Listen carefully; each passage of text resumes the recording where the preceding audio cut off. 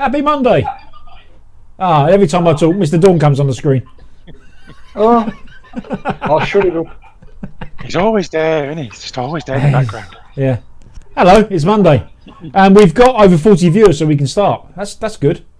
Oh, that's good, yeah. Yeah. Yeah, I'm just looking, actually. In future, we're not going to start unless we've got 80. We're going to up the stakes on this. We're having steaks, are we? Yeah. At the Premier Inn. You remember how fond you were of the steaks at the Premier Inn last year? Yeah. About as fond as I was of the orange in Malaga, I think. You loved that, though. That's happening. I shall lock the fridge with the food in then. It's all right. I've got an order in for a carton of oranges. Just so you know, dear viewers, before the show we were plotting, and before Marco even joined us, he doesn't know about this. A whole box, 96 Jaffa oranges. Oh, God, that's going to cost you a few quid. Yeah, no worries, I'll take them home. I'll eat the oranges. I do like an orange. Yeah. We know. Just not in me chuffing beer. That's not beer. I've seen cats piss a darker colour than that. That's because I don't do beer at Premier Inn. Don't call it bloody beer then if you drink lager, you big soft southern It's Jesse. the alcoholic beverage then. Yeah, Macam. Tonight, viewers, I'm just going to press this button here and let them go for it. As if. Are we doing the trailer, are we, Mark? Well, since I spent time making one, yeah, I suppose you better. Oh, all right then. Coming up tonight on VTTV TV, Matt Garish gives us his second part of his coiling tutorial. What's he going to coil tonight? Keep watching and find out. Marco takes a look at some of the news stories from the last week.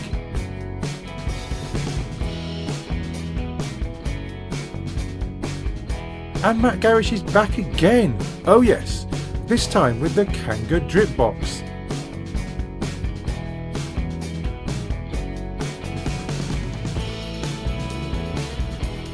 And as usual, we'll be looking at comments from chat.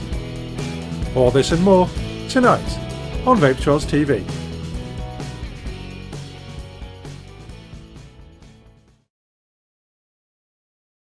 Okay. There you go. So basically, what we've got coming up tonight is pretty much all my videos.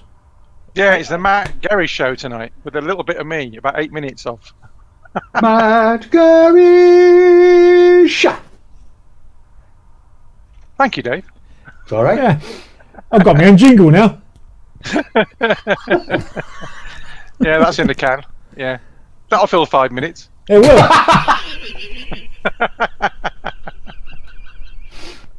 I can't put the camera back on now. With one desire, he needed to fill 5 minutes, and his name was Matt Garish. He's been on the gin. Bunch of bastards, a lot of them.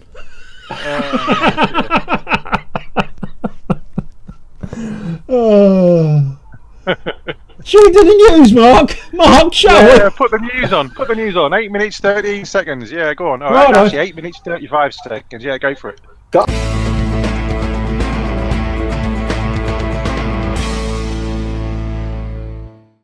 And here we go with the first story of the week. And this is from our good friends at the Mail Online. Oh yes, more lovely stuff from the Mail Online. And the headline there, e-cigarettes can instantly damage the lungs. Devices cause inflammation for 30 minutes after inhaling. Tests show vaping can cause airway obstruction and inflammation, and the researchers say they are not safe and long-term effects should be studied. The British Lung Foundation say vaping is safer than smoking and has helped thousands of people quit cigarettes, lowering their risk of disease. And they go on to say in the article, the gadgets are used by millions in order to quit smoking. But a new study has revealed electronic cigarettes have an immediate harmful effect on the lungs. Researchers found that using the devices, people's airways became obstructed and their lungs became inflamed, with the symptoms most severe in asthmatics. Electronic cigarettes are not safe, and further investigations into their long-term effects is needed, they concluded. Commenting on the study, the British Lung Foundation acknowledged that vaping can harm the lungs, but said it is far less harmful than smoking. It added, stopping smoking is the best thing most people with a lung disease can do for their health. As part of the new study, the team looked at 54 cigarette and e-cigarettes smokers aged 18 to 31. First of all, somebody who uses a cigarette is a smoker. Somebody who uses an e-cigarette is a vapor. Let's get the terminology right in your articles, because you could still say that we are smokers. Vapors are smokers because they're using nicotine. Some people do, some people don't. I don't class myself as a smoker.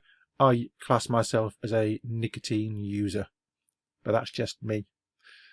Anyway, of these, 27 had mild controlled asthma and the others were otherwise healthy. So basically what they're saying is 54 people they used in this study and half of them had asthma. Mild controlled asthma. Strange, eh?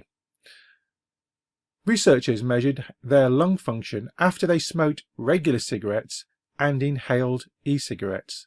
Now, it'd be interesting to see exactly at what point they measured after smoking a conventional cigarette and what the period of time was before they then tested using e-cigarettes.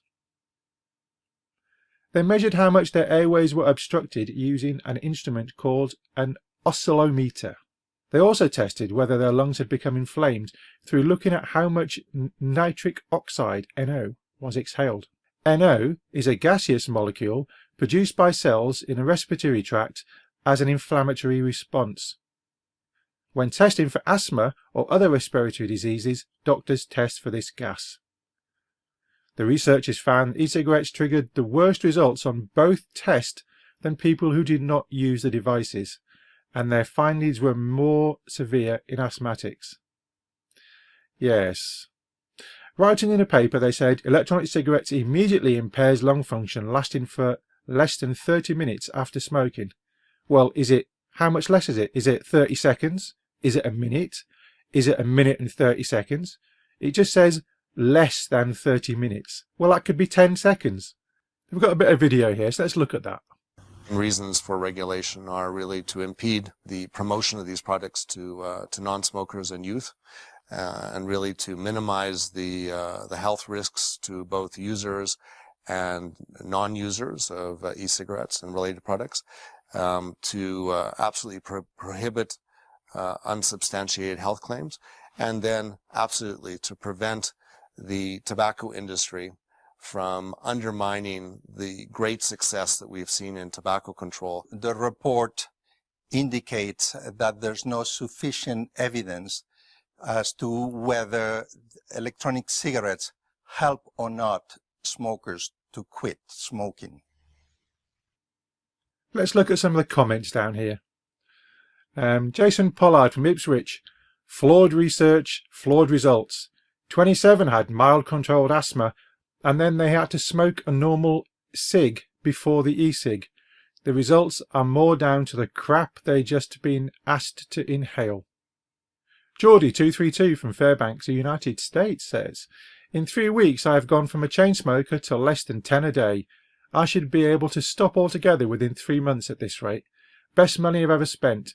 I'm sure 3 months of breathing harmless chemicals compared to cigarettes has to be better.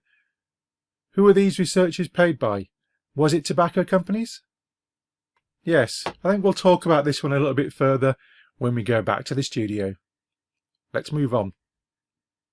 And this is on ajmc.com in the States. Teens are switching to electronic cigarettes as tobacco decline stalls. And this was published on the 14th by Mary Caffrey, was the author of this. The generation-long decline in use of tobacco among teenagers has stalled, but habits are changing as teens are moving away from regular cigarettes to electronic ones for reasons that may have to do with price as much as health. And the CDC released data in 2015, 4.7 million US middle and high school students are using a tobacco product, which includes e-cigarettes, under the Public Health Agency's definition. There has been no change to the overall use of tobacco products from 2011 to 2015 based on data collected in the National Youth Tobacco Surveys, but there has been a dramatic shift in which products teenagers use. E-cigarettes are by far the most popular product among both high school and middle school students, with 12.8% of girls and 19% of boys using them in high school. In middle school, 4.8% of girls and 5.9% of boys use e-cigarettes. By contrast, regular cigarettes are used by 7.7% of high school girls and 10.7% of high school boys. 2.2% of girls and 2.3% of boys use regular cigarettes in middle school. Well, good that they're using e-cigarettes instead of conventional cigarettes, because they're better for you. As always, the link will be in chat for the rest of this story, which you can see there is actually not that much more. Let's move on. And this is in the Herald, Scotland. Marketing of e-cigarettes linked to rise in youngsters trying them. Here we go again. Marketing of e-cigarettes in Scottish shops has been linked with the rise in youngsters trying vaping for themselves. The number of stores with purpose-built displays for e-cigarettes more than doubled in a year, with more than a third locating the stands near items which interest the young, according to the study by Stirling University. And those who had noticed promotional material were more likely to have tried vaping, the research added. The study of almost 4,000 people aged 11 to 18 found that those recalled seeing e-cigarette displays in small shops were twice as likely to have used one. It's the first time links between the retail environment and the young people's use of e-cigarettes has been studied in this fashion. Professor Sally Hoare, Chair in Public and Population Health at Stirling University, said, "What we have to do is balance promoting e-cigarettes as a potential way to reduce the harms of smoking at the same time as protecting children from being initiated into e-cigarette use." And as usual, all the links will be available in chat and also on our YouTube page. And that really concludes the news. Yes, let's get back to the studio.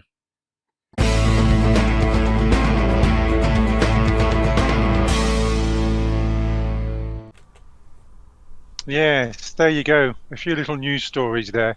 And the Daily Mail one, typical Mail Online, where they put their big statement there at the beginning, and then you read down in the actual meat of the story. So they're saying 30 minutes, and then you read down and it's less than 30 minutes. We don't even know how long it was. And they made them smoke a lit cigarette before they used e-cigarettes. So maybe they should have done comparisons when they hadn't used either. What do you think, Mr. Don? Well, yes. It strikes me as a little bit funny, does this? Up here in the northeast, in Novo Castrium, or Newcastle, we have some world-leading experts in lung transplantation and COPD. In fact, we have a hospital that's dedicated to that kind of thing. And those experts are conducting a study, and I'm involved in it. They've asked me to help. And the idea behind this is that they'd seen what Ricardo Pelosa had done with harm reversal with the use of e-cigs in COPD, which, frankly, is a bit more severe than asthma. But they're also looking at asthmatics and all kinds of other things. And they wouldn't be doing this if they thought, and they're aware of all these studies that have come out, they wouldn't be doing this if they thought that there was a danger of harm to the patient. So they're already aware that there is harm reversal in asthmatics by the use of e-cigs. This study was terribly designed, improbably carried out, and the conclusions are, to coin a phrase, a festering pile of fetid dingo kidneys in their usefulness. Because were they to get an oscillometer, which is a made-up word, by the way, and test you after you'd been having a nice hot shower with loads and loads of steam flitting about, they would have seen exactly the same response. It's bullshit. From the ground up, bullshit. There you go. Sorry, was I sitting on the fence? Yeah, I was going to say, don't sit on the fence, Dave. I mean, you tell us how it really is. Oh, okay, sorry. Yeah, no, I mean, I think everyone watching and everyone in the team would agree with you there, without a shadow of a doubt. And as someone has quite rightly pointed out, if the if your source of information is the Daily Fail, then you've already lost. But there you go. This is also true. This is also true. Mr. Gerish, Yes. you are still there. Hello. Hello. What's your thoughts on the matter? My thoughts on the matter, as Dave said when we was watching this behind the scenes, the words unsubstantiated health claims, which one also told me to remind him. Yes. Yes. But that's basically what it is, isn't it? Well, look, I mean, the bottom line on it is nobody from the early days was making health claims about e-cigs. Certainly not vendors. Nobody was doing that. Everybody that's made bloody health claims is in public health, or is a doctor, or something along those lines. You'll never ever hear anybody on VTTV saying, if you want to quit smoking, pick up an e-cig, it's a great way to stop. This is a smoking cessation device. We just don't do it. It's the others that do it. We don't. We celebrate the vape. These are here to enjoy. They have, as a byproduct, the side effect of stopping you from smoking lit fags because you're using one of these if you're fully switched. But nobody makes health claims other than the people in smoking cessation, not us. So why the hell they keep on accusing vapors and vendors of saying it? We don't. It's them, not us. I'll shut up again. This is very true. I think that there has been in the past some vendors who have said certain things, but very, very small percentage of silly people. But you're right, most of the people who are making these claims or rebuking the claims are the people who are the rebukers. Pardon? No. Yes. Yeah. Well, yes, look, I mean, let's The face it. Glances and the Chapmans of this world. Well, if you follow Michael Siegel at all, if you listen to what he writes in his blog, he's the one that's saying that they're great for smoking cessation. If you listen to a whole load of people, and I don't even need to list the names because everybody knows them, they're all saying, you know, these are a great way of packing in smoking. But we're not saying that. No. We're not putting the medicinal claims. We're not putting the health claims out there. Not vapors. And only in the very early days were vendors saying, well, you can start on 24 and then drop to 18 and then drop to 12, then drop to 9, then drop to 6, then drop to, well, 3 wasn't around, and then cut it out altogether and then that's it, you'll be completely quit. That was way back in the past. And the very second they were told that that's a health claim, therefore it has to be a medicine, they stopped. It hasn't happened. We don't make the claims. The industry doesn't make the claims. Vapors don't make the claims. We don't make the claims. It's the medics that are making the claims. And they, as far as I'm concerned, they can handle it. It's nothing to do with us.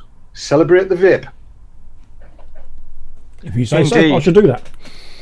Yeah, and let's just move on slightly, very quickly actually. Yes. And that is, Matt's got something that can possibly help you celebrate the vape.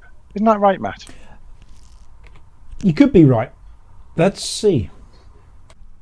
Hello, it is time for yet another review, and in this particular occasion we're concerning ourselves with the Dripbox from Kanger. It's my first time using a squonker. I've been wanting to use a squonker for a long time, but I just never bothered. But you know, I quite like my Kanger stuff, so I thought let's give it a go. Anyway, let's do the usual, and the usual being that we go up closey. We look at the things, we talk about the box, we examine the box quite closely actually, and then we come back and we vape it. I'm not going to vape it yet because I'm a tease. Right, see you in a moment. So, here then is the Dripbox in all its boxed glory, and big box it is actually. Yeah, quite tall, and the right way up. So let's have a quick look at the back, shall we then? This kit contains one sub-drip, one drip mod, replacement drip coil. I nearly said 3 replacement drip coils, but no, that's point number 3. One accessory pack, one USB cable, a manual, And we must keep out of reach of children. Keep away from higher temperature. Do not use the drip box if you're under the age of 18. Do not vape the drip box more frequently. Eh? Than what? Exactly. It is designed and manufactured by Kanger. And then there's some crazy moon language and stuff.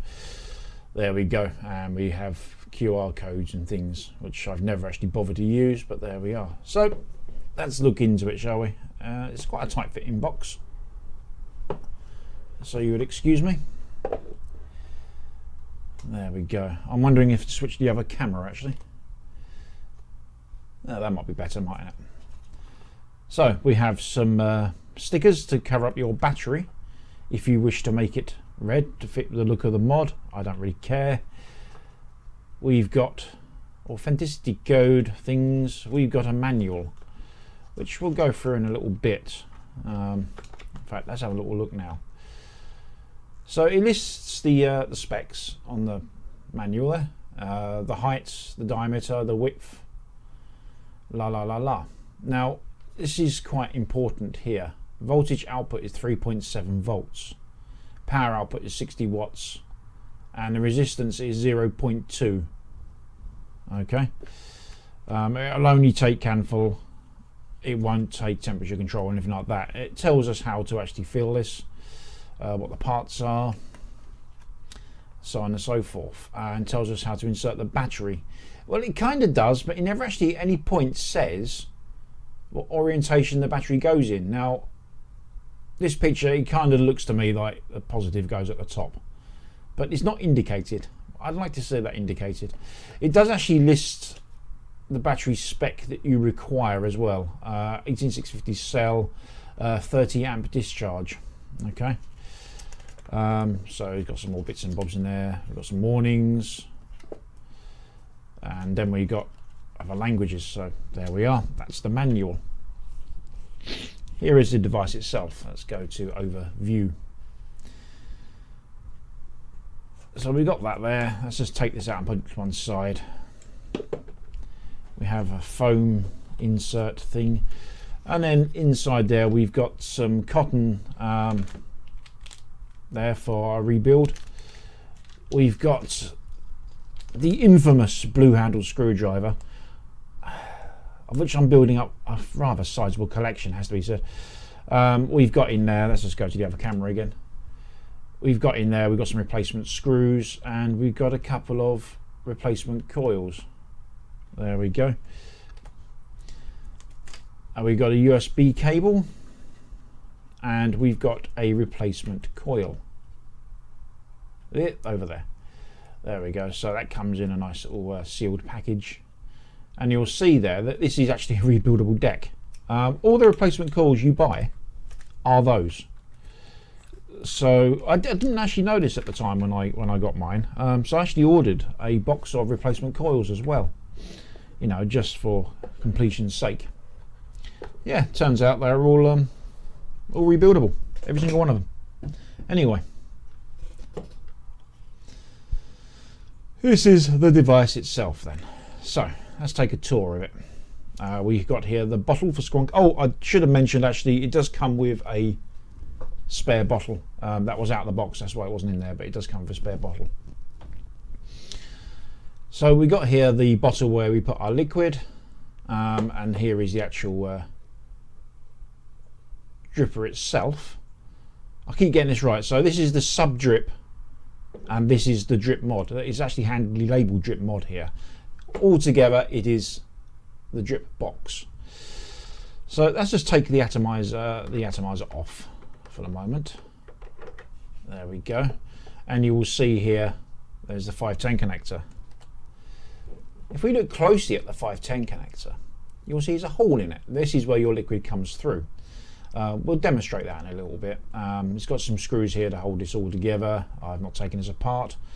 We've got another screw at the top here, and we have our fire button, which I'll put a battery in a minute and we'll demonstrate working. On the bottom then we've got a magnetic door. Yeah. Why that's not hinged I don't know, because the first time I actually took this out, this thing just dropped onto the floor. This I don't like. Sorry, I'm making the camera shake, aren't I? I was a bit confused at first. I thought, oh, okay, this is how you get the battery in then. So I undid this.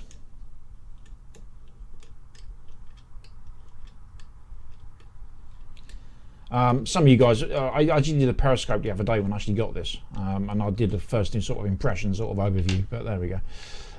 What you got in there is this. Let's just put this one side. So this is to shore up your battery. Okay, all well and good and stuff, but I would much prefer to see a spring on there. Okay, I'll talk a bit more about that in a minute. So then actually to get the battery out, you need to undo this bit, or to put the battery in even, because I haven't got one in there yet.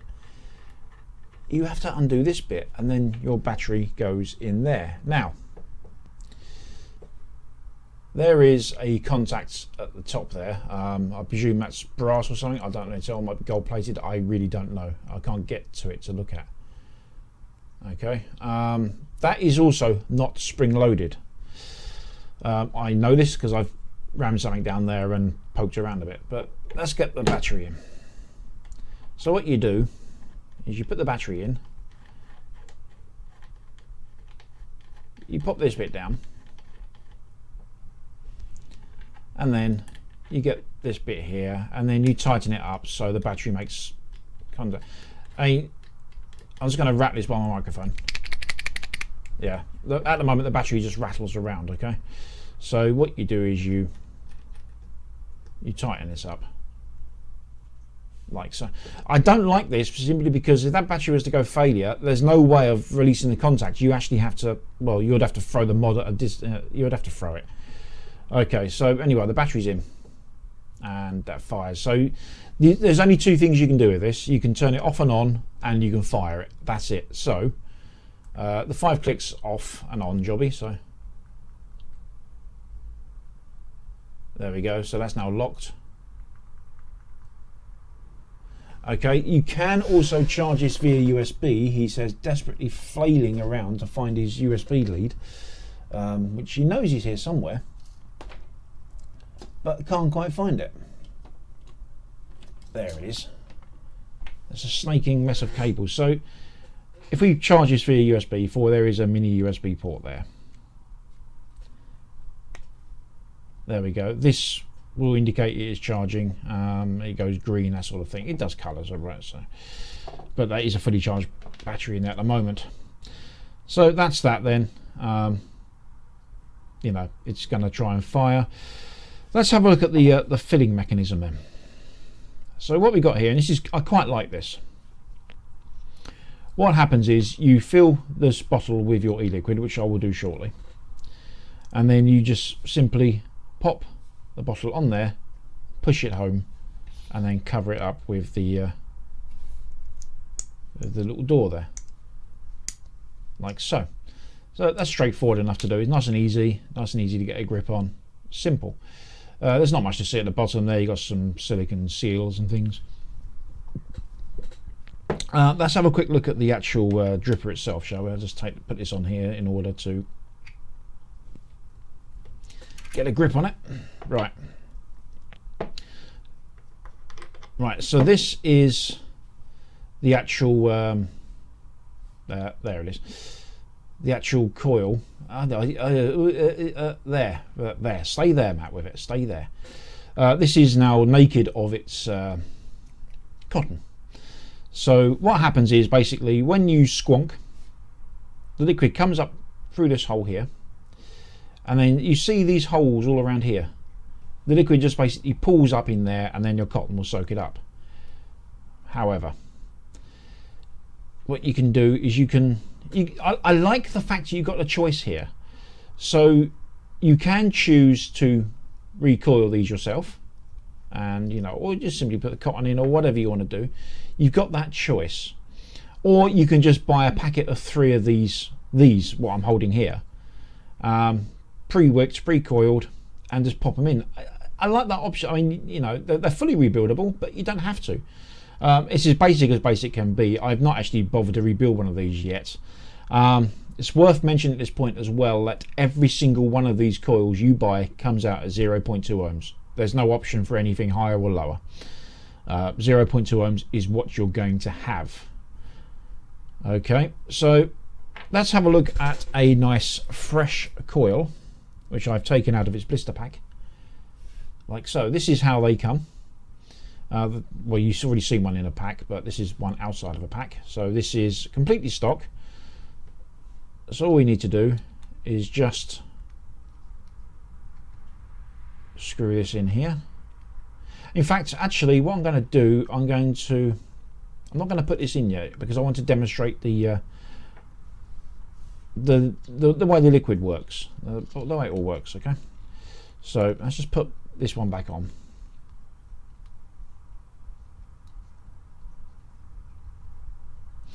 Now, I've had a bit of an issue with this in that I had some fairly thick liquid, and that liquid being Muffin Man. It's 80% VG.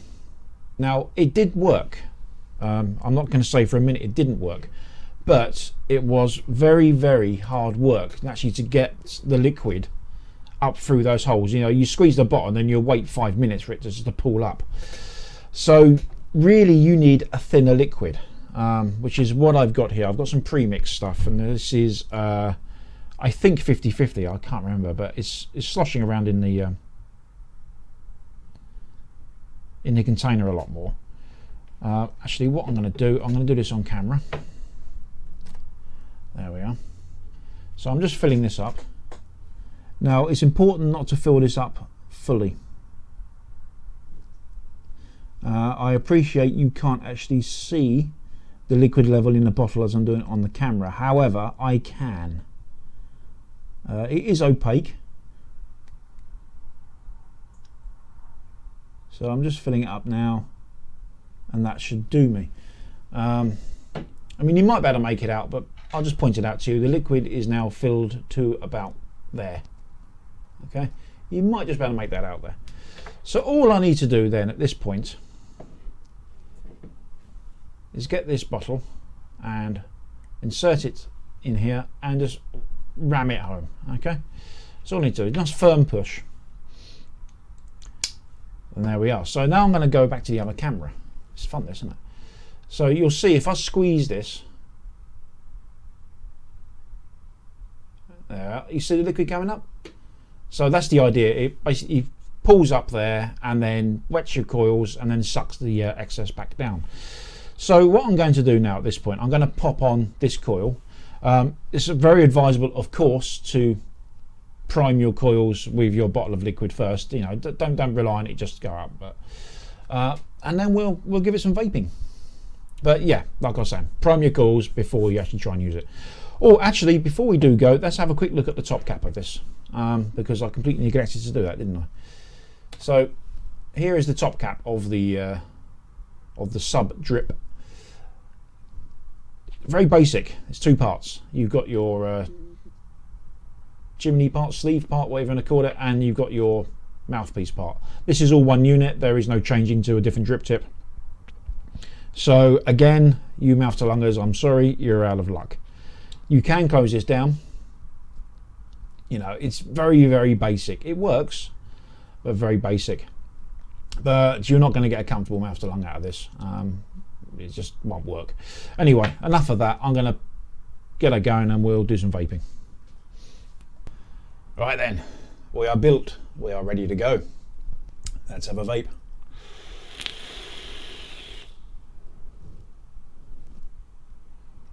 And it vapes quite nicely, I find.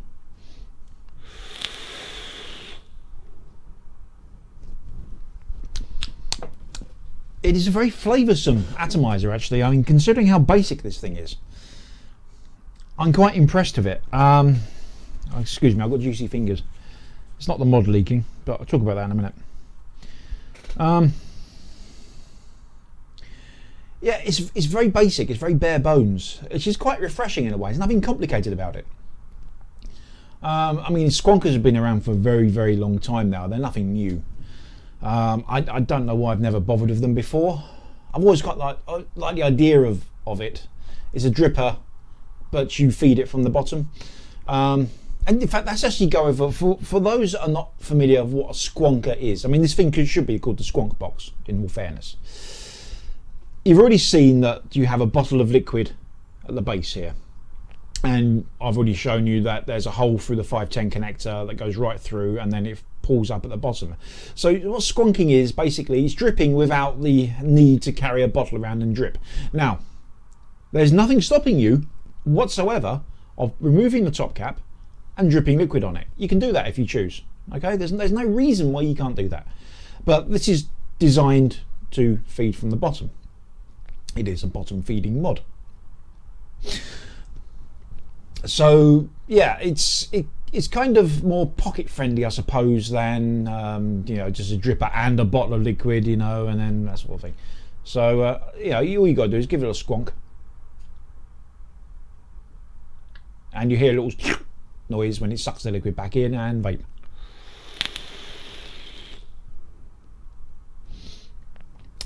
So yeah, and it works perfectly well.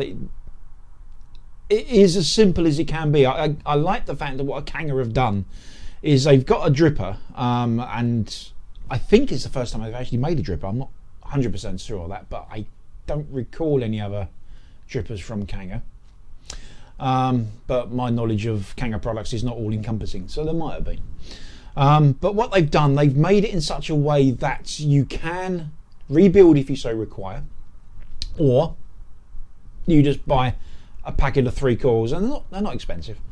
You just buy a packet of 3 coils and just chuck one out, put it in, and you can get some mileage from re-wicking and that sort of thing. So I like that. Like they've made it as user friendly as possible. But what they've missed the ball on, what they really missed the ball on, is the actual mod, the actual drip mod. It is where you cannot, it's not variable wattage, it's not even variable voltage. It is basically what that battery is going to give it.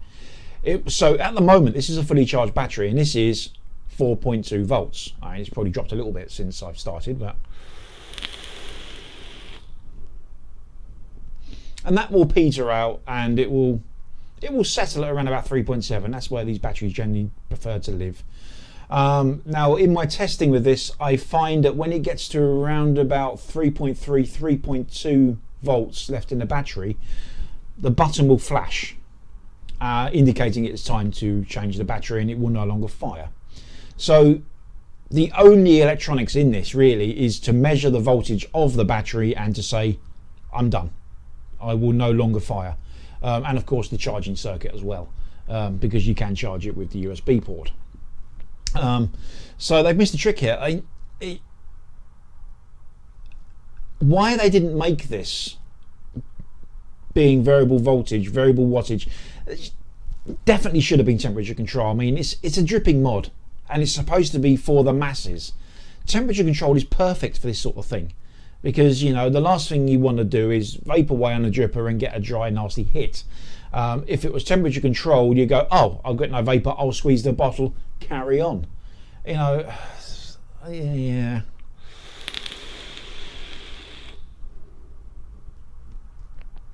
I mean, it works all right. I've not tried doing my own rebuild on this yet. Now, the fact is, the specs state it will fire down to 0. In fact, let's double check that before I go and make an arse of myself.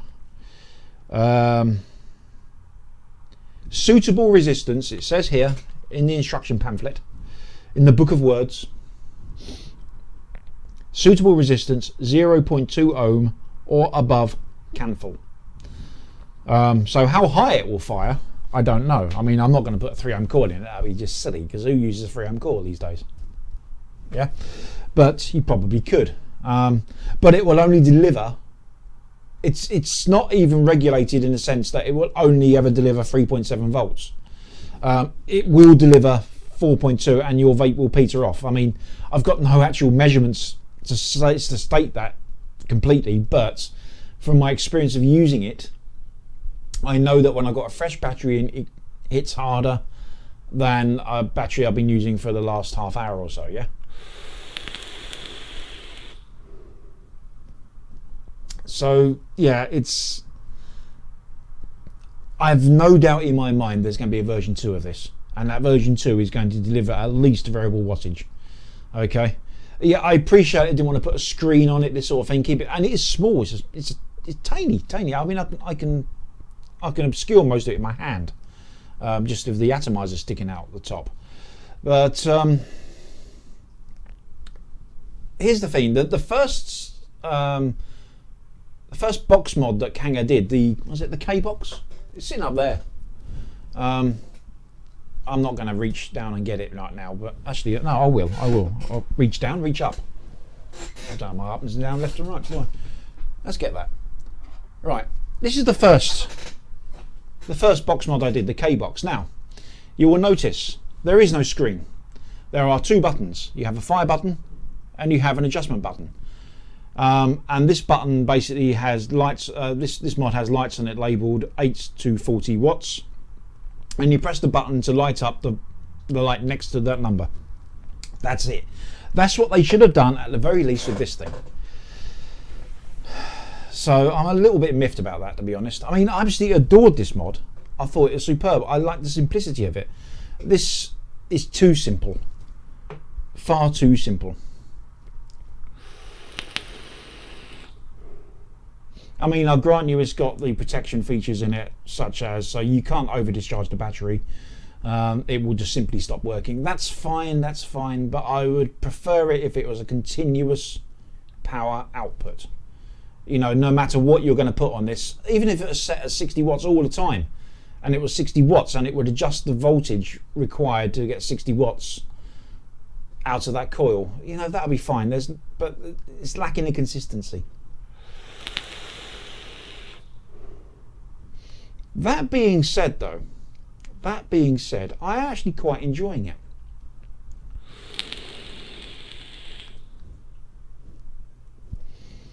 It's fun, it's different from anything else I've got. I mean, I appreciate there's far better squonking mods out there. You can get squonkers with DNA boards in them. You can get all sorts of things. You can get variable voltage squonkers. I've been around for a long time.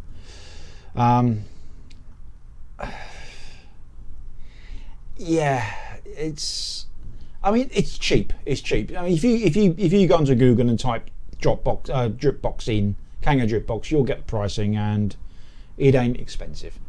Okay, so that's good.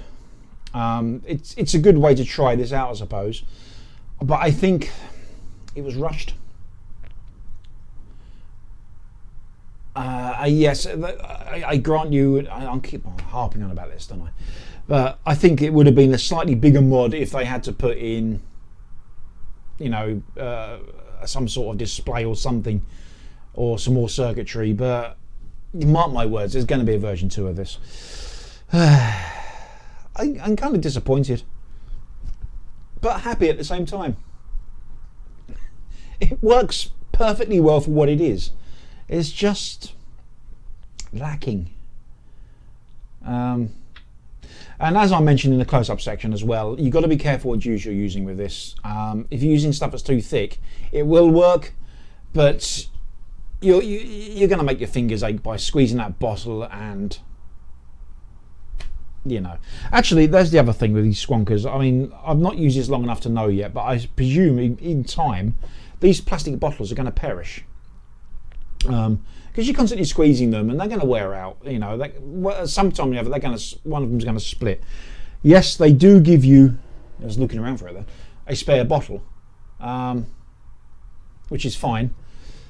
And in all honesty, by the time that these bottles are split, I would have ceased using this thing by then anyway. So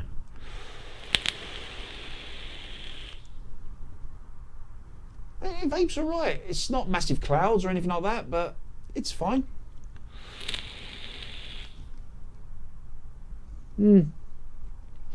Flavor's good. I mean, for such a simple design atomizer. I mean, I've done reviews and I've used dripping atomizers that are far more complex than this and deliver less. So, you know, for what it is, it's fine. I can't really say much else about it really. So let's just have a vape and say bye bye.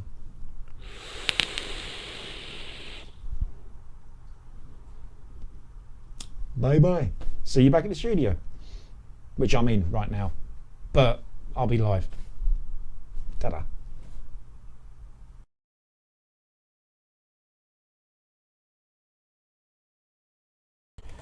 There we are. That was the Dripbox thing. I don't know if I mentioned it strongly enough in the VT, but what I really dislike about this, I'm hearing myself again. I've made noise. What I really dislike about this thing is the sodding battery holding mechanism. There's no springs, there's nothing. If that battery vents, chuck the thing as far as you can throw it. Not good. But there we go. So are you happily disappointed or disappointedly disappointed? I'm not disappointed, I'm disappointed. I wasn't expecting to be undisappointed and happy. So you're not disappointed that you're disappointed? Are you disappointed that I'm disappointed? Thanks for that clarification. Well, I'm just disappointed that you're not as disappointed as I thought you might be, given the disappointment that was evident on your face. That's disappointing. It is, yes. You certainly sounded pretty disappointed. Yes. I've got to be honest, Mark, I'm disappointed you just said that. You disappoint me all the time, Mr. Dawn. Oh, hey, I'm one big disappointment. Trust me, I disappoint myself. I disappoint my wife.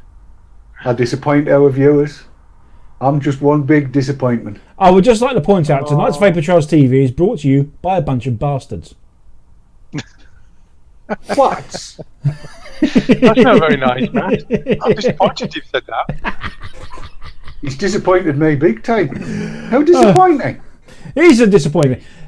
I know something's not disappointing though. We've got a new word of the week. Would you like to clarify what squanking means, Mr. Dawn? Squanking. Squanking. What is squanking? 2 words. Squanking is made up of 2 words. Squeezing and wanking. Work it out. That is not disappointing. Buzzword of the week with Dave Dawn. That was disappointing. Yeah. Mind you, it filled 5 minutes, which is good. Deary me. So listen, Matt, have you got that little picture that I sent you? Oh yeah, hang on. You carry on talking while I finagle around the background. I know it's disappointing. It's disappointing I didn't get it ready. I know. I understand. Oh my God, you're nothing but one big large disappointment, are you? Really? It's true. It's true. Seriously. Okay. But this actually, what he's about to bring up, the picture he's about to bring up, is far from disappointing, isn't that right, Mark? It is not disappointing at all. It is quite a revelation. What is disappointing is the fact that I need to do another shot. Hang on a minute. Carry on. You carry on. You carry on. Wait. Just tell us when you're ready. There's no big, Yeah. you know. I mean, this is actually the opposite of disappointing, isn't it, Mark? Yes, it is. It is both refreshing and not disappointing. There you are. It's on the He's doing screen. it live on screen as well. It's on the screen.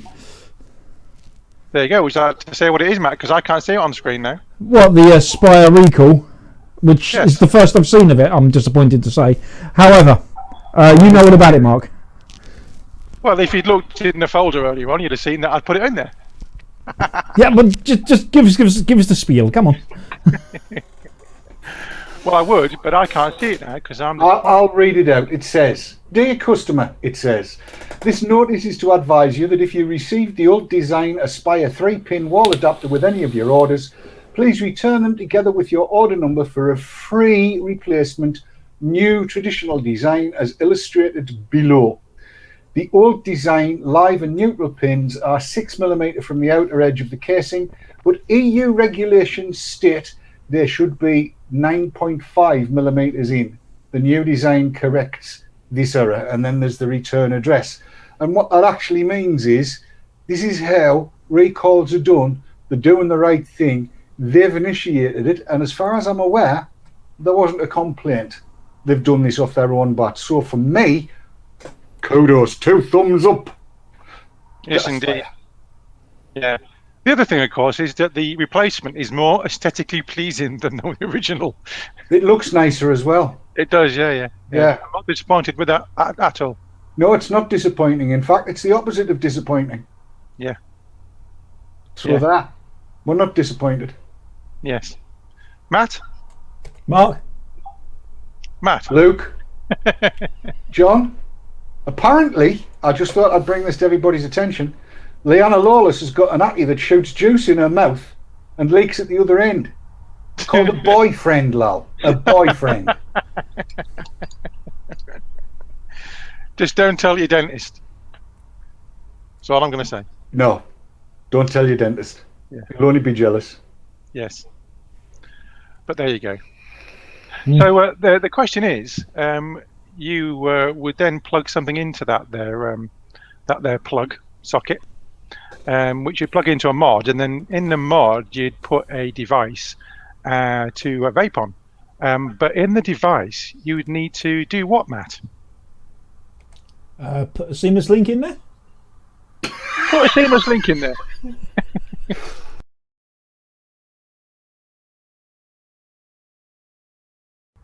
One other thing I neglected to mention in my little roundup of tools is it's probably a pretty good idea to have some sort of base in order to hold your build deck steady. Now you could use a mod, you could knock yourself up, you can get a piece of wood and drill a hole in it about the size of a 510 connector and just pop that in. There's many ways you can do it. You can even use a little desk vise, you know, but hey, bit of creativity. You know, you can get one of those burning tab things. There's many things you can do. You can buy rebuilding stations. So that's something to look out for. For many a year, I just made do with actually putting it on top of a device, taking the battery out of the device, because that's important. You don't want to have a live device when you're building a coil, and if you're building it on a device, because you're going to hurt yourself, okay? And you don't want to do that. So we have here our sub-tank rebuildable section. We have here some 0.3 millimeter wire. Now I'm not going to concern myself too much with the resistance this ends up at, simply because I'm going to be putting on a regulated device. So frankly, I don't care. As long as I build it in such a way that I know it's going to function, that's good for me. Which is generally why I prefer to use a regulated device over anything else these days. Mechanicals are a bit of a pain in the backside because you have to build your coil to suit the style of vaping you require. Anyway, it's enough of that. That's another thing entirely, that is. We're just here to talk about coiling, aren't we? So I've got myself some cotton. Okay. I've got myself some scissors, some skizzies. I've got myself a screwdriver over here. Nail clippers and another screwdriver, and let's see, what sort of size inner diameter do I require? I think this 3 millimeter inner diameter is good. Just to recap on what I said during the section where I was going through the steam engine there, the inner diameter of the coil equates to the actual size of what you're wrapping your coil around. So in this example, I know this is 3 millimeter because it tells me that. This is a different kettle of drums. Basically, I would need to get myself some calipers in order to measure the diameter of this. I do have some calipers, however, they're not to hand, I don't think. No, they're not. So that's another thing. But you can pick them up. Pick up digital calipers pretty cheap. So let's go over using this this coil mastery thing. Now there's the principle is going to be the same whether you use a coiling jig or not, and the principle is that you start at one end, you wrap your wire around it and tail it off the other end. So I think maybe for the sake of clarity, I'm going to do it both ways. So let's cut myself a bit of wire. See, these nail clippers are handy things. So let's just snip myself a bit of wire off, like so.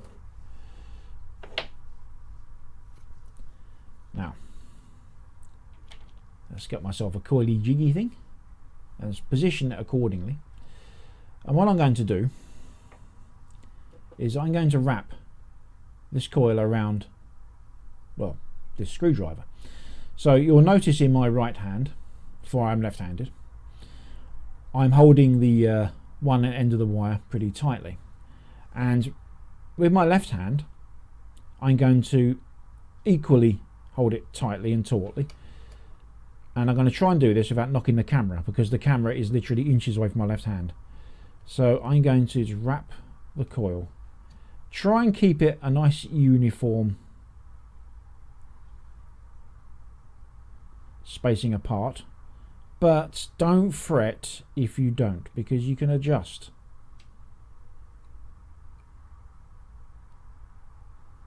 Okay, so there we go. We have a coil, and it's not too bad. Not too bad at all, considering I'm doing it on camera, and I'll try and avoid doing that these days. Now, what we got here, we got some options. I'm really applying some, you know, some, I'm keeping this nice and tight because I want to make sure. The thing with Canfil is it's quite springy. And it will, you know, if you don't show it its boss, it's really going to, it's going to play you up. So now we've got a coil there, which doesn't look too bad, to be honest. You know, this leg in the bottom here could do with some tidying up.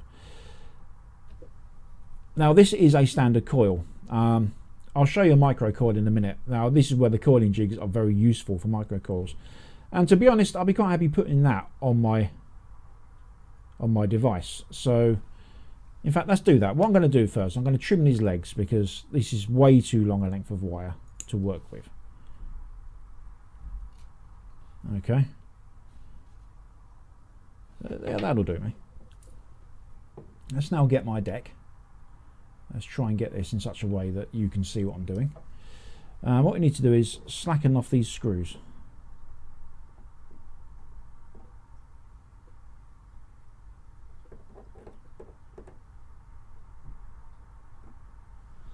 Like so. And this is simplicity itself. Actually, before I go there, you remember when I said earlier when I was showing you the velocity deck about the legs? Now this is what I'm getting at. You will see here the legs aren't coming out at exactly the same angle. In fact, if I show you that straight on, that'd make more sense, wouldn't it? So the leg here, which is closest towards you guys on the camera, is coming out from the top. The leg which is furthest away is coming out from the bottom. No, sorry, my mistake, it's coming out from the top again. But basically put, yeah, no, this is where I completely screwed up. If I was to wrap this around again, because the coils would, the legs would need to actually be coming out the same way, then one would be coming from the top, one would be coming from the bottom. Okay, right, it makes sense, right?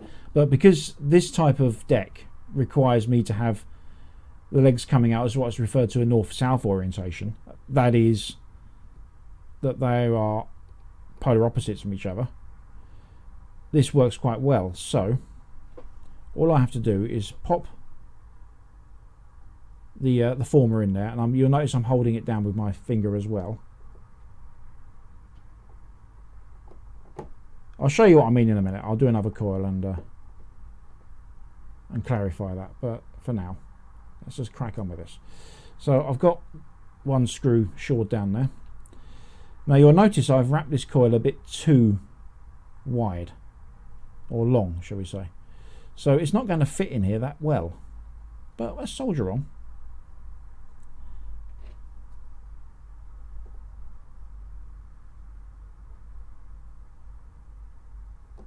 There we go. And my apologies for my hands getting in the way, but there's only so much you can do on camera. Right, and everything goes flying because that always happens. So you can see the immediate problem I've got here is that, well, it's no longer a particularly good coil, is it? So let's just shore this up a little bit.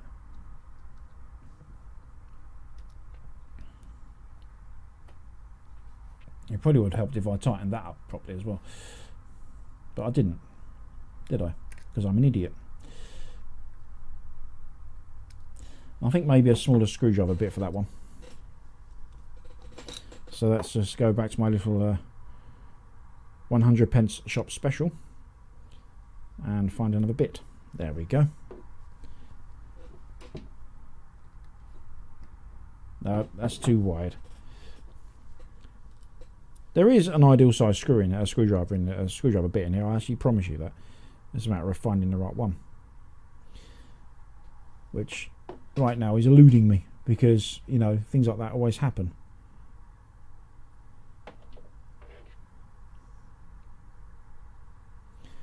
Right, where was I? There we go.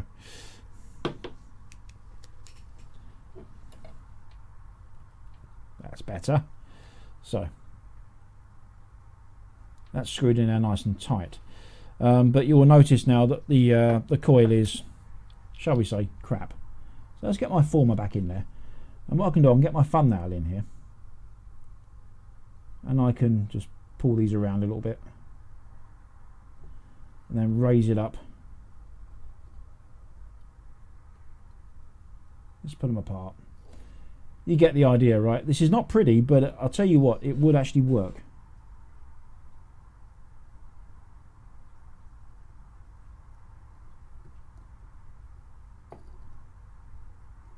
Yeah, I'll pull that up. Yeah, it's not the best looking coil in the world, but I'll tell you what, that's perfectly functional.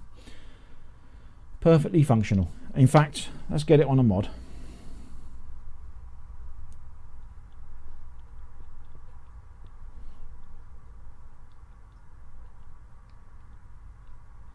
I'm unscrewing it from the base right now. It's there we go. But the first thing we need to do is, with our nail clippers again, let's just trim these posts. There we are. You want to get that as close to the post as you possibly can.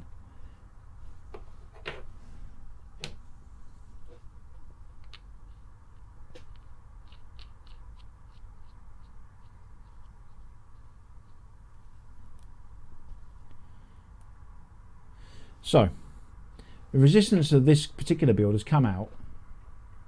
That's probably far too bright. Let's let it just settle down. 1.11 ohms, which, as far as temperature can, as far as variable wattage goes, is fine, because you can quite happily get away with vaping at 40 watts, because that will work at 40 watts, as you can see. There it goes. It glows like a light bulb because it's not temperature control. It's a straight canful. But yeah, that would work quite nicely. If I wanted to have higher resistance, then I would use thinner wire. If I wanted lower resistance, I'd use thicker wire. Okay, so that's that out of the way. Now what I'm going to do, I'm going to remove this build. So I'm going to pop it back on here. I'm going to remove this build now.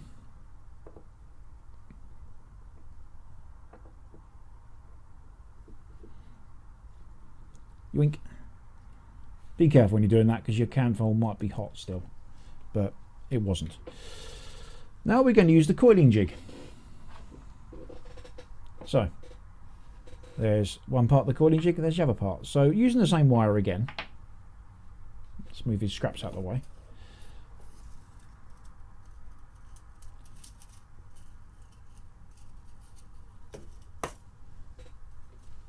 Let's snip off a little bit. You might be thinking to yourself, God, he's cutting off too much wire there. Oh, wasteful git. The stuff's so bloody cheap. I don't really mind so much. So now we're going to fashion ourselves a micro coil. So what we do with the coiling jig is we feed the wire in there, like so. We get one leg of it there, and we just clamp that down with our thumb. And we'll provide that with, let's get that out of the way because that's just hindering me. We'll provide that with a single wrap. Not fully round, but what I like to do, I like to bring it just back to the hole again, okay? So then we get our, what do you call it, our top bit. Now I think I might need to adjust the, these have a positioning screw, so you've got, this one's currently in its more far out position. I don't have an Allen key to hand that will fit in that. Well, I probably do, but frankly I can't be bothered to find it, so I just use a pair of pliers just to grip that. And what I'll do is put that screw in here,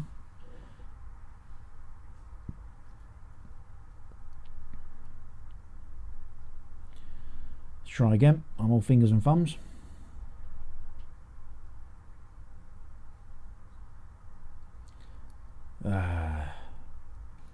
Come on. Right, okay, that's better. Let's just get my pliers. Pliers are a very useful thing to have as well, by the way, in your kit. Very useful. There we go, that's better. So you'll now see that that's actually, well, you can see that's the hole it was in. It's further away to the outer. Because this is quite thin wire, I need to have it closer in so it'll actually make contact. So what we do is we pop our top bit on there. I'm going to try and do this right-handed because it's easier for you to see. And you don't press down on here. You just simply hold it in place but guide it. It will want to raise itself up. So just be gentle with it. Okay, ready? I'm going to give it, say, let's give that 5 turns. So 5 passes of this hole here. The screw bit there, okay? So 1.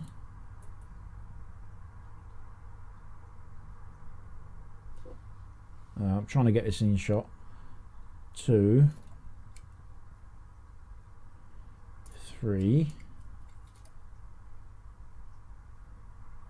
4. 5. Okay, so I've done 5 wraps. Now I'm going to do an extra one. 6. Okay, so I've got that, and then I'm going to give it a half turn. So I'm going to use my left-hander to do this, like so, a half turn. So that's basically opposite sides.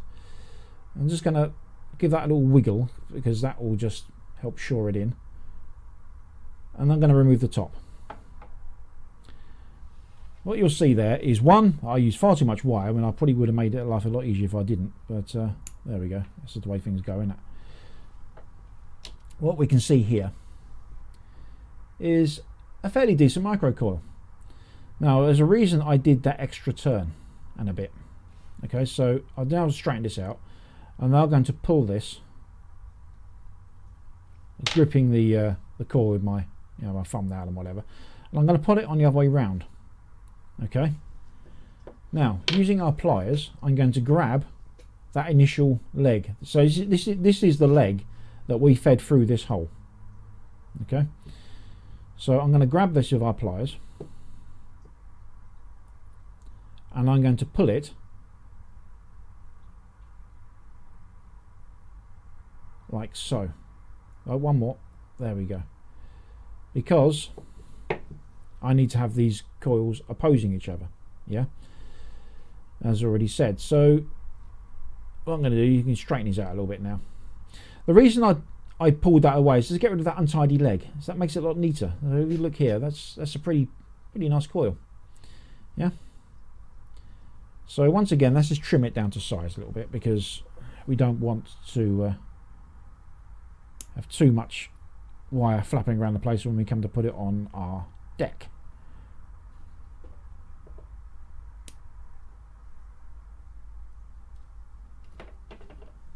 There we go. So now we have our deck and we have our wire. Now what I like to do, see, this is going to be where you need to experiment. Now you could either put it down in this orientation, which would mean the hole is closer to the coil, or you could put it in this orientation, which would mean that the hole, or the airflow hole, this is the airflow here in the middle, in case you didn't guess, that big hole in the middle there, that's where the air comes in.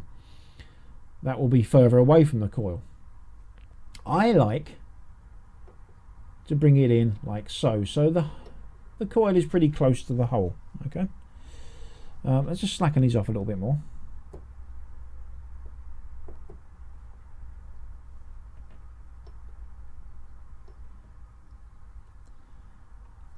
A little bit more because that one isn't quite there. There we go. So I always try and keep my coiling jig in the coil at all times, so it means it doesn't, deform itself. So what I'm going to do, I'm going to just tighten that down, I'm not over tightening them at the moment because I will make the adjustments later. I just need to make sure they're in place first. Like so. Now I can give them a good tighten. There we are. Now, here's the other thing you can do with this. You'll notice that my coil is ever so slightly over to the right and therefore not central over the hole. Using our little jig, we can just do this. Yeah? We can actually just move it. So now that's pretty much over the hole. I'm going to raise it ever so slightly. Yeah? So if you look there, you can see that the coil itself is clear of the hole. It's not perfectly central, so we can adjust that. Like so. Yeah, look at that. It's pretty straightforward. So now we've got the coil in place, let's just make sure that those are nice. You want to keep these legs screwed down nice and tight. Don't overdo it.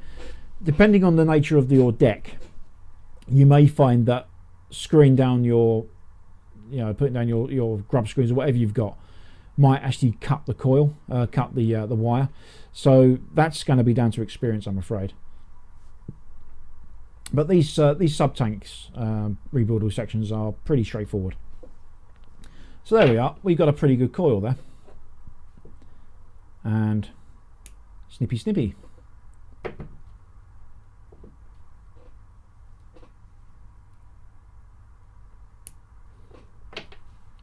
There we go. So what I want to do now, I always like to do this, I like to test fire the coil before I go ahead and put some cotton in it, just in case there's a problem with it. Okay, I can't foresee there being an issue with this because this is looking to be a pretty good coil. Just to recap, you need to make sure the coil itself is not touching anything else.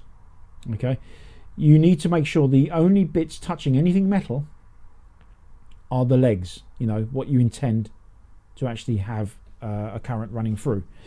So I'm not entirely happy with the positioning, so I'm going to just raise that a little bit more, just so I have a little bit more clearance there from the hole. Okay, so now I'm going to pop it onto our device. Yes, it is a new coil. Now this has come out at 0.02. The reason it's come out slightly different, even though I used the same number of wraps, is because the coils are touching. Okay, now let's just make sure it fires. There's a bit of a hot leg action going on there, so we'll cover how to actually deal with that, shall we? Let's go to the other camera. The other camera mat. There we go. Right. There we are. So here is our coil. And you will see that there is some sort of problem with the legs. So what the first thing I'm going to do is drop down the resistance, because 40 watts is a bit silly for this. Let's put it down to 20. What did I say resistance for? Drop down the wattage. Get myself in a mucking fuddle. There we are, 20 watts. That's a bit more. So as you can see there, when I'm firing it, yeah, the legs heated up first. So what I need to do is, for the love of God, do not use metal tweezers and fire the mod while you're squeezing the coils. All right, that will lead to massive problems. You will short things out, you'll potentially hurt yourself. Don't do it. You can get ceramic tweezers, which I do have somewhere, I just can't find them, which would allow you to actually squeeze the coil whilst firing it. But please, please, please be incredibly careful at this point. Okay, the reason I'm doing this is firing it is because once it's heated, it becomes more malleable. Okay, you will notice that when I'm squeezing this, I am not firing this device. There's just residual heat. I cannot stress this enough. Be incredibly careful when you do this, because you will hurt yourself if you get it wrong. Right. So let's just clarify here. I'm firing. I stop firing. squeeze. Fire, stop firing, squeeze. Fire, stop firing, squeeze. Now, when I've done that, you can see that the coils are lighting inside, from the inside out. That's the ideal. That's what we want to be. Okay, that's good. Now I need to let this cool down because I need to put some cotton in here. So once again, I remove this.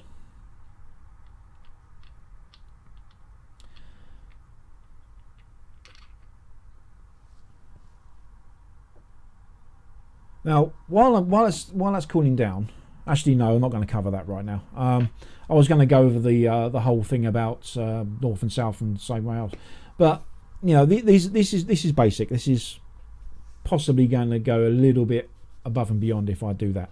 So here's the coil back on the base again,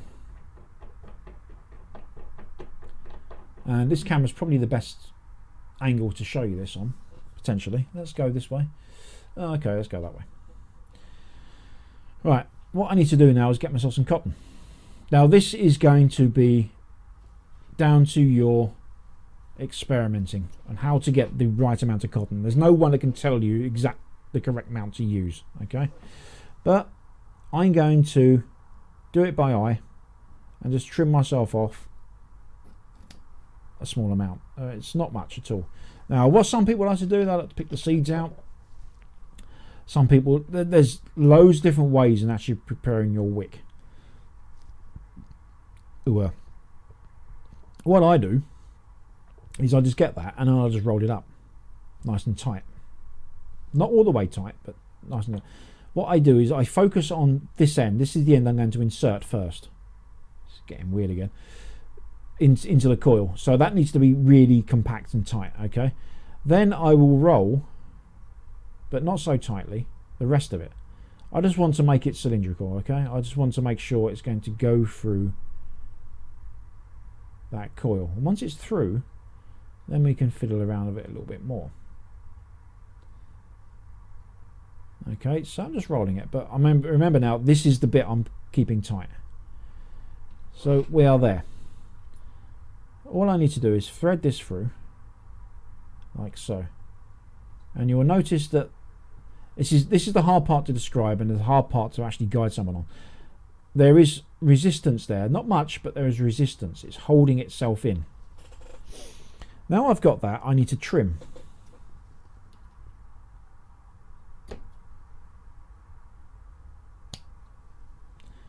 Okay, I have trimmed. And there we go. The next thing I need to do is get my actual chimney section. Just pop that up there.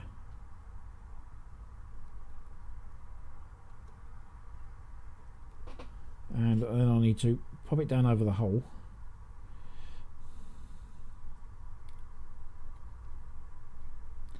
This is where it gets a bit fiddly. Not least because you see these, I don't know if you can make it out, but you can just see this bit of wire here. Now this is standing ever so slightly proud, so I need to get my screwdriver and just tuck that in, because you don't want that actually touching the chimney.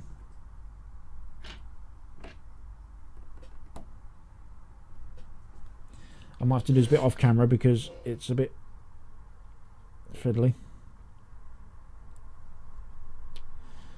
Right, now let's try again.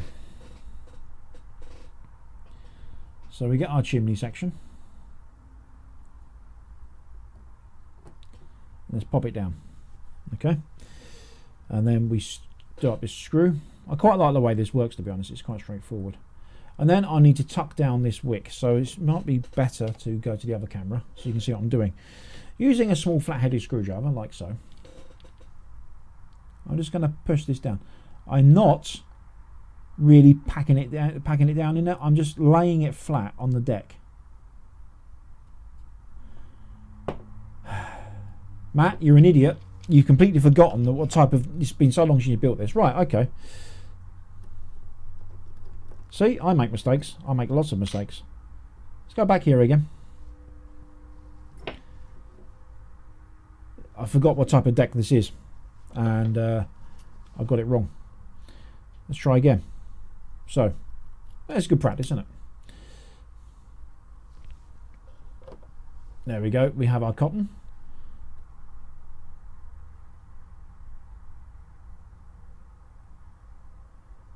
I'll explain what I did in a minute. Wrapping the cotton, or squeezing the cotton, shall we say. So down to a fine point at one end, through the hole. Right, now in this particular deck or chimney section, there's holes, one there, one there. That needs to be covered with cotton. I cut the cotton on this too short. Yeah, that was my problem. So let's cut it again, but this time not so short. Better. This is entirely this is entirely down to the style of rebuildable this is. So I'll pop that down there. I shore up this screw. Then using my small flat-headed screwdriver, I'll put the coil or the cotton so it covers the holes. See? Right. So if we look here, and let's go to the other camera. If we look here, you can see those holes are nicely covered with cotton. Now we have done that, we need to get our liquid and prime it.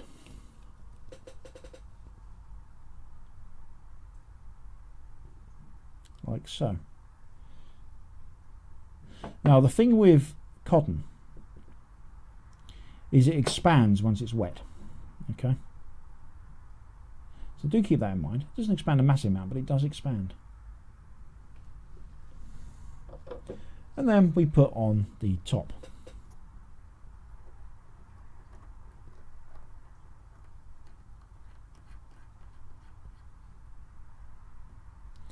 Once we've done that, we'll test it again before we go and stick it in the tank.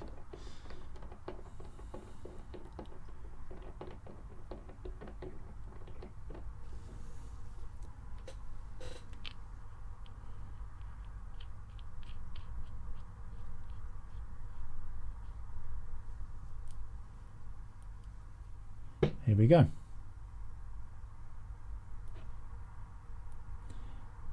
Why are you saying temperature protected? Oh, you silly thing. Look, we know it works. We tested it earlier. It's fine. So what I'm going to do now is pop that in a tank and vape away quite happily with it. So there we go. That's basically it's the modder fault because he thinks it's temperature control. Okay, it isn't, but he thinks it is. So that's pretty much it. That is basically how to build a coil. You know, a lot of it's going to come down to experience and a lot of finagling, but you'll get there. Hope you found this helpful. Ta-da. So there we have it. At the end, we've ended up with this tank with a rebuildable coil, with my own coil built in it, and let's have a vape.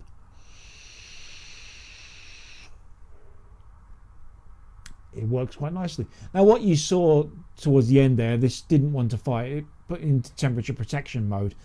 That's just a quirk of the DNA 200. Sometimes it thinks, if you've got the resistance low enough, it thinks you're in temperature protection. When in actual fact I was on a canfold coil. It's sorted itself out now, so there we go.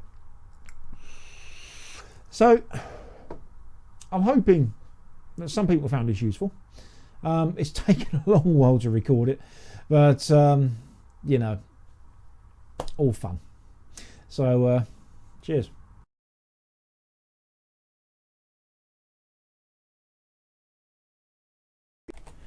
Well, that filled 5 minutes, didn't it?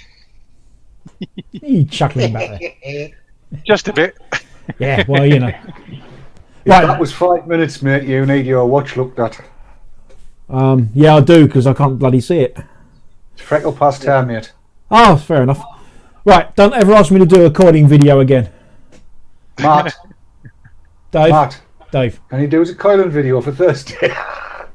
Isn't it part 3 next week? No, it is not. Oh, okay. Oh, Garish does War and Peace on Coiling. 3 hours it took me to film that. Mad Garish. Right, you've seen enough of me like me tonight, so you can look at these two now.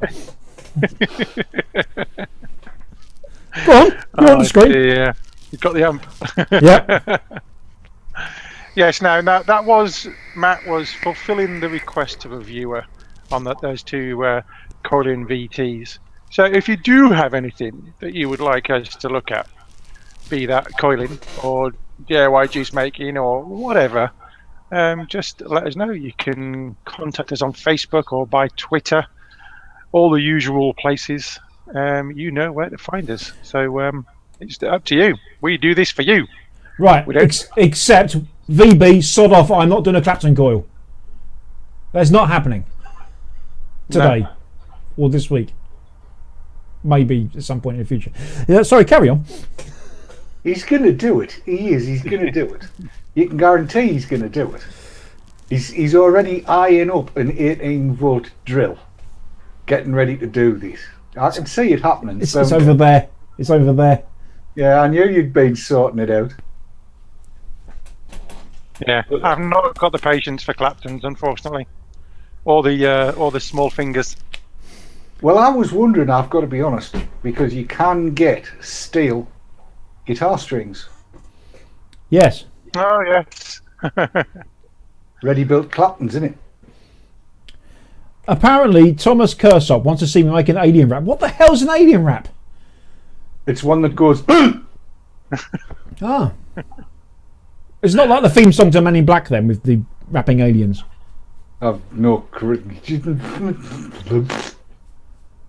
Yeah. I have no idea what an alien rap is. I suppose I better look it up, hadn't I? And then look at it and go, but that's not probable.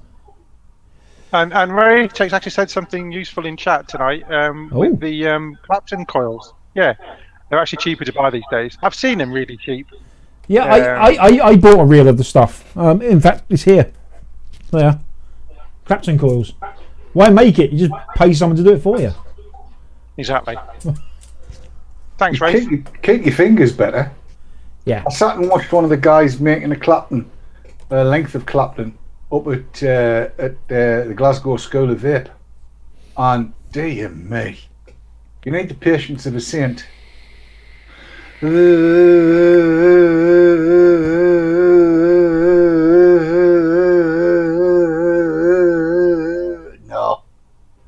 Last time I heard a noise like that, I had to bray on the daughter's bedroom door and say, "Stop it." Was she putting up shelves? Ray just picked up on my comment. I thought that'd get you going, Ray. Apparently, it's two Yes, but Claptons you of keep a shouting. film. You keep shouting in chat, though, Ray. Capitals is shouting. Don't shout. Don't shout. Don't shout. Don't shout. Mark is a very sensitive again, Mark. flower. Don't like shouting in chat. Mark doesn't like shouting. He finds it very disappointing, don't you, Mark? I find it very disappointing. In fact, it disappoints him. He's disappointingly disappointed on a disappointingly large number of occasions. Dear. Carry on. Yes, Matt. So what's next? Actually, Dave, since you're on screen, what you got coming up on Thursday's show? How the hell do I know? It's not Thursday yet. It's not Wednesday night yet, is it? Yeah, you don't know what's coming up, do you? I'll have Keith here At 8:10. at 8:10. Keith will be here. Matt will be here at 7:30. Kirst will arrive at some point in time. There are things that we need to discuss, and there's stuff that's been boiling my urine of late, which I may rant about. Should the weather be fine, and should things happen on time, there will be video of all kinds, potentially with 3 wheels and vaping. That could be interesting. Be reporting back on the Phoenix. Might even get our friend Rid to have a little word about that as well. See how the Phoenix is going on. And I keep on saying I'm going to do these 2 juice reviews, but the way things are going, there's going to be none of it left because it's that nice. That's point us doing the reviews now, isn't it, really? No, I can do them. Do it live. What, a live juice review? Yeah. Yeah, okay. I'm easy. We've all heard that before, I know. That'll be good. Well, there you go then. That filled another That's 5 Thursday minutes. for you. That did fill five. In fact, it filled 5.5 minutes. That. Oh, I'm did it? sorry, did I overrun? Yeah, we couldn't overrun now because we filled more than 5 minutes. You've disappointed Oh, no. him again, Dave. Yeah, I tell you, you can see it in his face. Look at his little face. He's looking at the running order and going, "Oh no, we've gone over 90 Looking minutes." at my I'm so running order, I'm disappointed." looking at my clock, and we've gone over. You're looking at your what? Clock. Oh, sorry, I misheard there for Yeah. a second. It's very quiet. Looks like that. Bloody hell, man! Your That's a big one. eyesight can't be that bad. No, I've got it there, you see, so I can see it. It's in my eye line because I've got one appearing. I've got to look up to see it. Anyway, there you go. I'm sorry. Did I mishear again? You wear an eyeliner? It's in my eye line. You've got a clock in your eyeliner. Oh, you're disappointing me tonight, Mr. Don. I'm seriously disappointing. Don't be too disappointed, though. The real disappointment comes later. Yes. So, Mr. Garish, Yes. what is special about next week's show on Monday? Well, we're not starting until we've got 80 people in chat. Correct. That's quite special. But what else? Is it not the last show on Monday? Bless you, Dave. Thank you very much. It's the last show until Vapor Yeah. Expo because the week after that is Bank Holiday where there's no show. So, yes. So next week is our last one until we do the live shows from Vapor Expo at the weekend. But In plural. Yes. In plural, not live Yeah. show. Live shows. shows. Live shows. Including something on the Thursday night, which we're not quite sure of yet, but we'll get there. We'll be pissed in the pub, and we'll try and get something out for probably half an hour, because by that time the barman will have run out of orange slices for Mark. And definitely run out of gin for Dave. Well, that takes no doing at all. Ah, dear. Did you? You know what? You were getting the first round in, Mark. Yeah, why not? Good. Mine's a bottle of gin, please. Yeah, you can have one of those teeny tiny little bottles, 50 centilitres. Doing all. We're now about to enter counting lessons for Marco. 1, 2. 3. So there you go. That was it. Okay. I suppose we're saying good night now, are we? Close the show. All right then. No. Do you reckon we can fill 5 minutes by saying good night? Oh, that's No. it. Maybe. I reckon probably could, you know. How many ways can you say good night? Good night. Good night. Nighty night. Cheerio. So long, Bon farewell. Oh, Good Nacht. yeah. Bonne nuit. Bella notte. Ta-ta. All right then. GTFN. Let's go then. Bye. Turn that nice again, mother. Yeah.